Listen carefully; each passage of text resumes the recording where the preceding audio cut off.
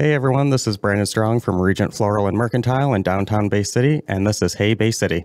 Brandon Strong, I'm so stoked to talk to you today because somebody gets flowers here in Bay City and they post them on Facebook, and almost without a doubt, oh, I just love these. I'm from Brandon. I love these from Brandon. I love these from Brandon. So you're getting quite a following, and so I'm excited to talk to you today, man. Yeah.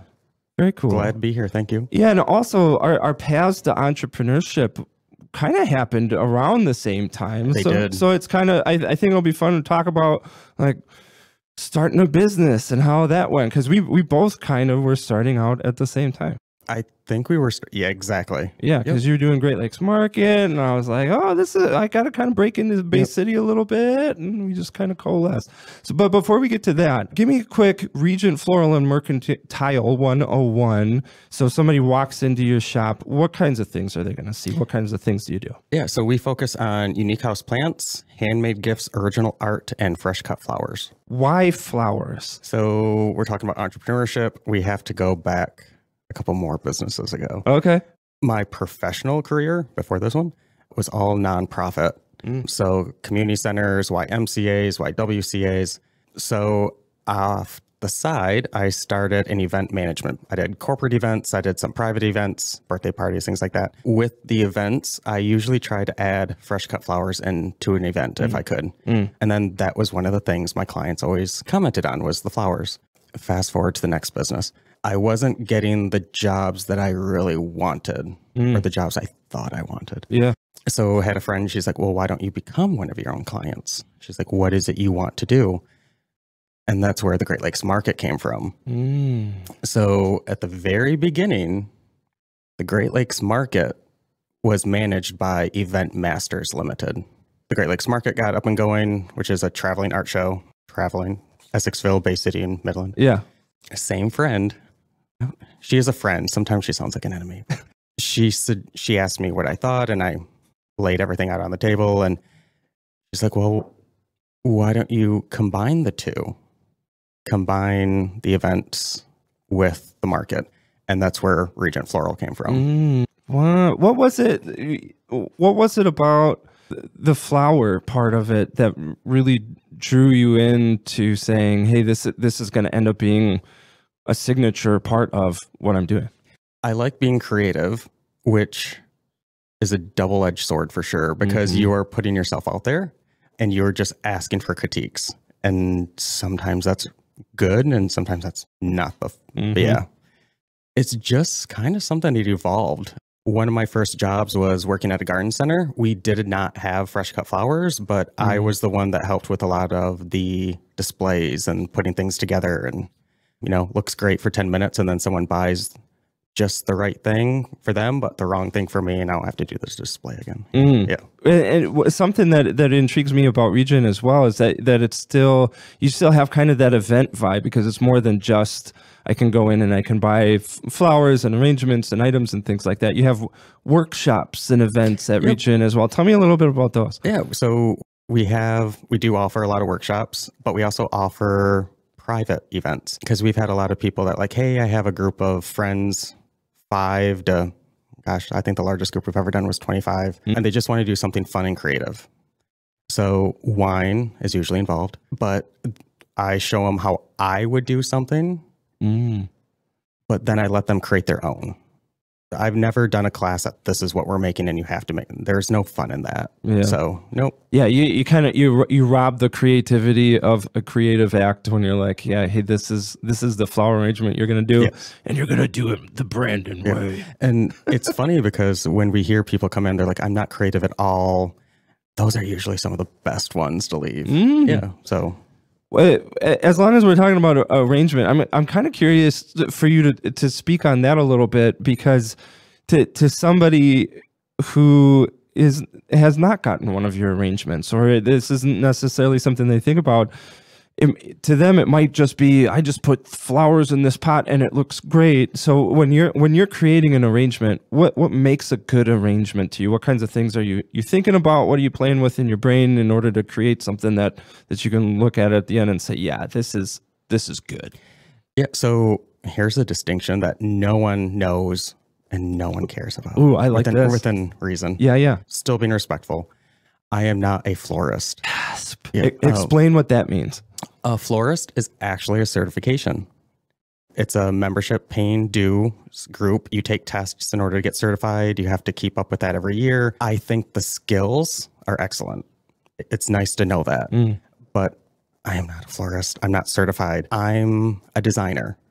So that's the difference. So if you're ever, because if you notice, my style is a little different than traditional because I'm following my own rules.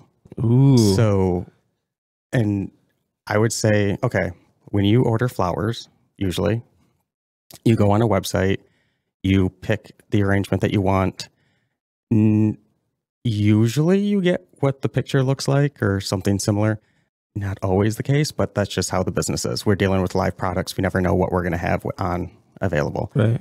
But 99% of our arrangements are designer's choice. So if you ordered flowers, you would say, hey, I need something this size, this budget. We'll ask, do you want any specific color? Because, you know, sometimes they love one color and they hate one. And then we go from there. And it's always nice because I think the people that are ordering the flowers are just as excited because they don't know what they're getting either. Amen. It's something different. I'm 100% in that camp because when I've bought from you before, that's exactly what I walk in and say, my wife likes the color purple. Here's your money. And it's funny because we do have a lot of consistent couples and I know what her favorite color is versus him. There's a funny Valentine's Day story I may have to tell you from last year.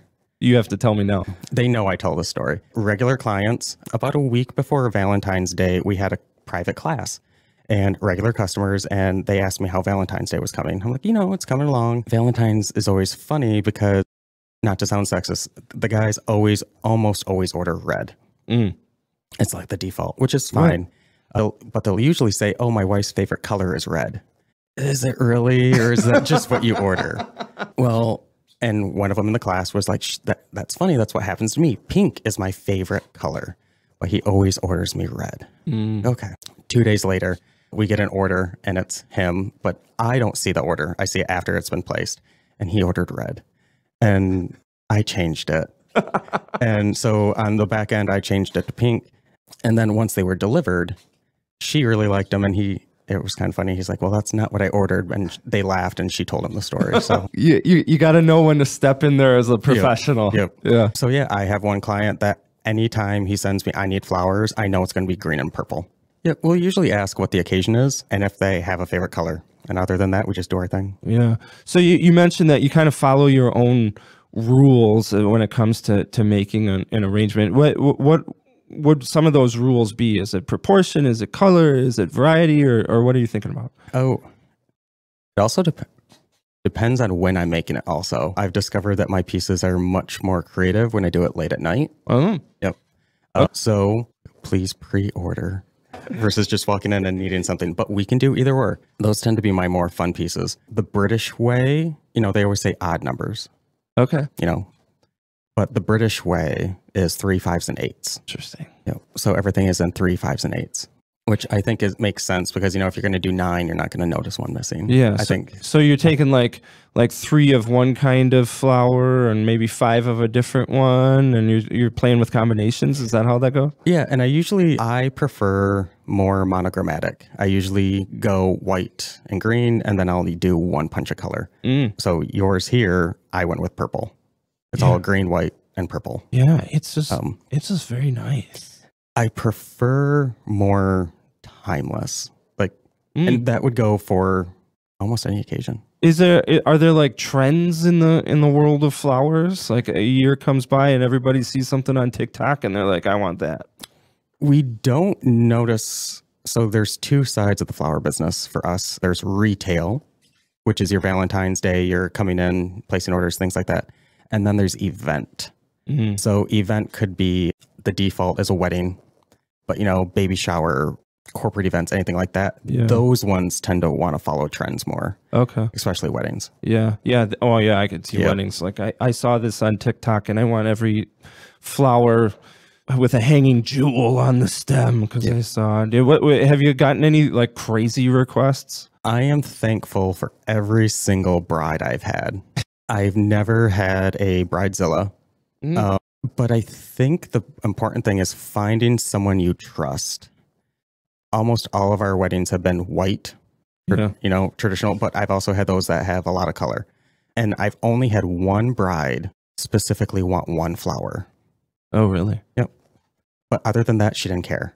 And that's how almost all the brides are. They pick a color and they're like, we trust you. You do your thing. Oh, that's got to be fun. It's fun and stressful. Yeah. The dreaded double-edged sword of I trust you. But here, something also unique with us. Say in 22, say I did 12 weddings, because I really don't know. If I did 12 weddings, 10 of them were second marriages. Oh, interesting. And usually when the bride, they're like, we don't care. Yeah. Yep. Just, we've done the They're a little bit more casual the second time around. Yes. Yeah, I could see that. What was it like really starting Regent and really making this thing go? You mentioned kind of a series of businesses and people probably most visually know you as Regent. And then of course the Great Lakes Market. What has it been like kind of building this idea from scratch and figuring it out at the same time? And you expanded, I believe, over into the next section of your building. What has that process been like, this journey into entrepreneurship? I am comfortable with the fact that I am never going to have it figured out. I think that's just part of business. You have an idea like, oh, this is going to be awesome. Everyone's going to love it. And it's a complete flop. But then you have those other things that you're like, no one's going to like this. And then you sell out. It's retail. It makes no sense. You're never going to have it figured out. And also, let's see, I had an awesome teacher. Well, I've had a lot.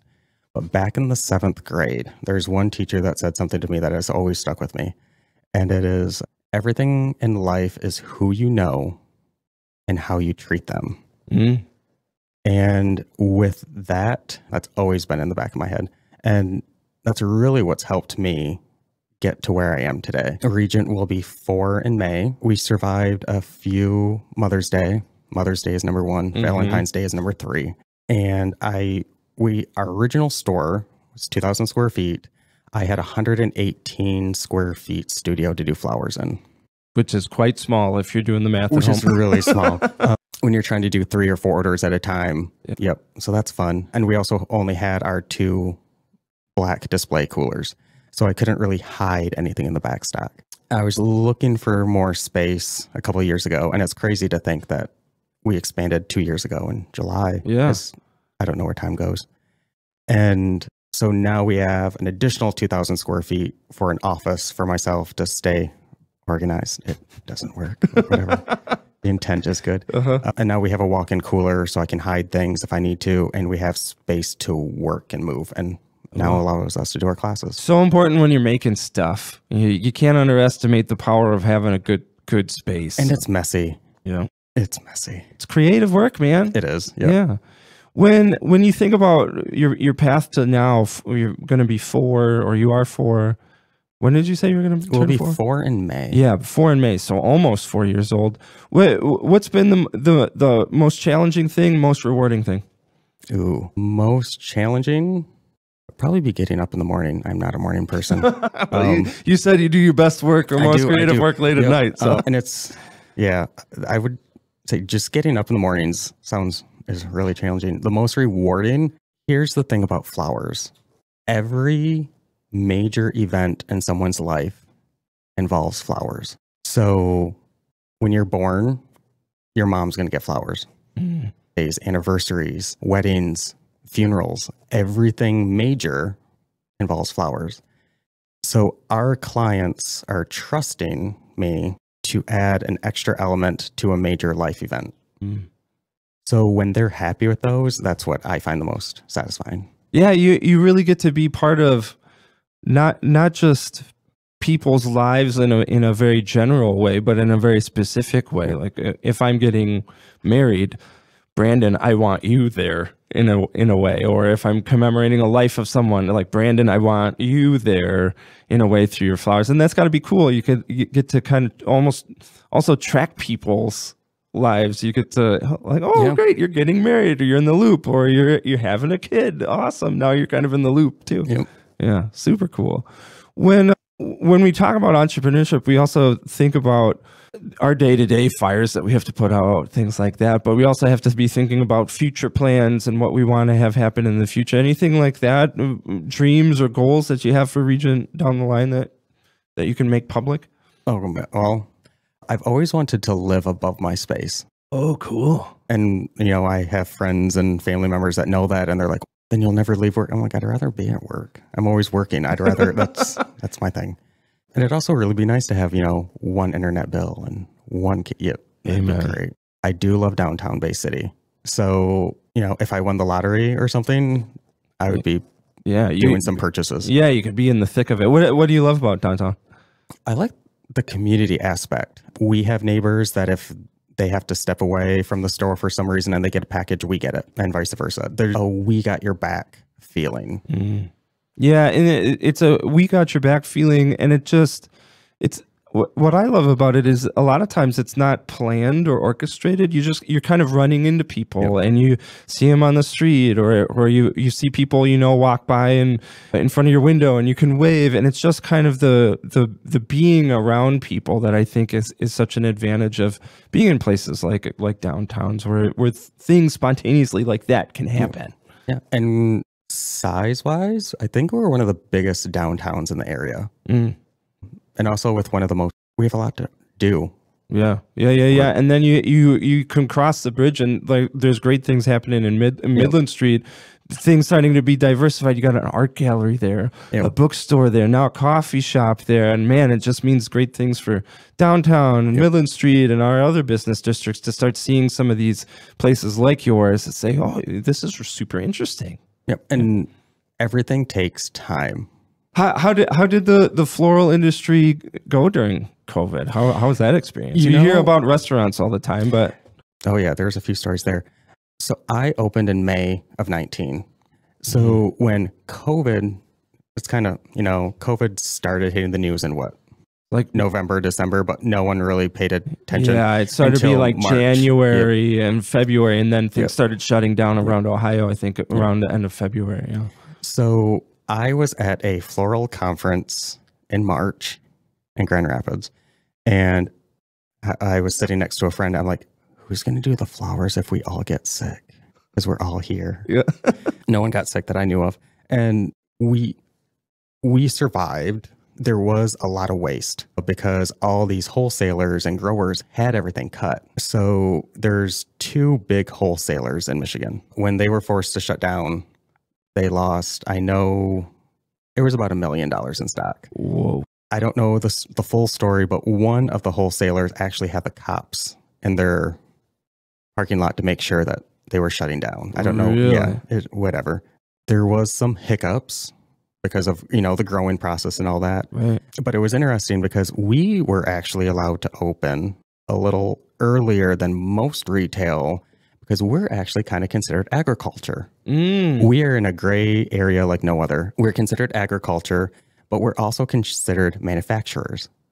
Interesting. Because we get the raw material in and we create the finished product. It's weird. Wow. But, yeah. So we were able to open right before Mother's Day, which is what we needed. Yeah. Mother's Day is number one. And the weirdest thing about the industry right now, and I know the news will report it again for Valentine's Day, that there's a shortage of flowers. There has been shortages of things, but there's never been a shortage of flowers. We've always been that way. Yeah. That's the nature of growing things. It is the nature of what we deal with. And yes, some farms shut down. Actually, the biggest reason growing farms are shutting down is they're moving from fresh cut flowers to hemp. Oh, yeah, because there's more money in it. They see a new industry. Yeah. And where was that thought going? So Valentine's Day. We placed our Valentine's Day order December 12th. So yes, once you get closer to those holidays, there are shortages because a lot of the stuff's already spoken for. True. And I know the news will do it again. There's a shortage of flowers. Well, no, there's not. Don't worry, people. Yes. There's flowers. Yes, enough flowers to go around. There is. And yes, there's a shortage if you're trying to find something last minute. Us. Whatever. Yeah. It is what it is. That's me. I tend to be kind of a last minute guy. Well, is there some kind of thing that you do as Regent that you're specifically proud of as a business? Some kind of niche or shtick or? One niche, I would say, the flowers that we get, anyone can get, but I'm not afraid to use them. And that's okay. Bay City is funny. Bay City is a big city, but we are a large rural city. Yeah. So we're very traditional. So we get a lot of calls. Yes, I'd like, do whatever you want. However, no baby's breath and no carnations, which is fine. Those flowers are fine, but we never get them in anyway. It's just a default. Yeah. So I guess we're okay with trying something different. Got to expand the possibilities of floral design. Yeah, I need to get more in, but like one flower that we use a lot, or we did, I just haven't gotten them in lately, proteas, which are the massive flowers. They can be pricey, but people they don't care. There's one, it's a king protea. We got 5 in. We had them in our cooler. They're $75 a piece. Ooh, wow. What do they look like? Describe them in more. The king proteas, when they're fully open, they're almost the size of a dinner plate. Wow. And we sold everyone within 2 days. Really? Yeah, because they were different. Yeah. So we're not afraid to get something different. I see. I love that idea of something different because if you're watching it at home, you can kind of see some plants in the background. I have a thing for houseplants, and I think that way too. Like love my plants, but I'm not necessarily intrigued by plants unless it's something different, unless it's got some kind of variegation or there's some kind of like riff on a species that everybody sees, but it's a little bit different. And then there's something in my brain that goes, okay, I'd spend $100 on that plant. Yeah. Are plants a large part of Regent as well? Yes. Yep. We do have a lot of house plants. Did you see the desire for increase through COVID? Was that a COVID thing? COVID helped, but when it's funny, when we first opened, everyone wanted the big plants, the big plants. That's me. Sorry. Yeah, that's fine. Well, now, since we're, 4 years, now they want the small plants because they ran out of room. Yeah, I was going to say, I know exactly why they want smaller plants. I have 4 square inches of plant space left. And I need to fill it. But also that, it's easier to hide a 4-inch plant from a spouse than a 10 or a 14. That's why I keep mine at my office. Yes. But no, and people like their houseplants, and it's retail. Everything is a trend. And so the generation now purchasing houseplants, most likely mom and dad didn't have them. Grandma did. Oh, okay. And houseplants have trends also. Like, okay, monsteras. I'm looking at one right here. That was popular in the 70s. If you go to any old mall, you're going to see monsteras and fiddly figs down the walkway. I believe it. Yep. Yeah, you see kind of the old vintage photos of giant monsters. Like, oh, they're cool 40 years ago or 50 years ago. Yep. Everything comes back. Everything comes full circle. Well, give me a quick, this episode's probably going to air sometime in February. Give me a quick sneak peek of maybe an event. I think you have a Moms and Mimosas event at Regent. Yeah. Yep. Tell me about that. Plug that event for me. Yeah. So Moms and Mimosas is a class that you and your mom or siblings, whoever, can come those Sunday mornings, and I will show you how to make a large floral arrangement, and you bring your own champagne and we will provide the mixers. Date and time for that is in the caption, or that's a good segue for this part. If people are listening to this interview and they're like, man, Regent sounds cool, I want to check him out. Where can they check it out? Give me your website, social media, things like that. Yep. So our website is regentfloral.com. And our Facebook is Regent Floral and Mercantile, and same with our Instagram. Do it, people. Check them out on the internet, on the social medias, but you really got to just stop by. You got to stop by. You got to look around. You got to see what's there. Social media give you just a little taste of all the amazingness inside Regent. So, Brandon, thank you so much for stopping by today. Thanks for all the good stuff that you're doing over at Regent. Yeah, thanks for having me. Cut.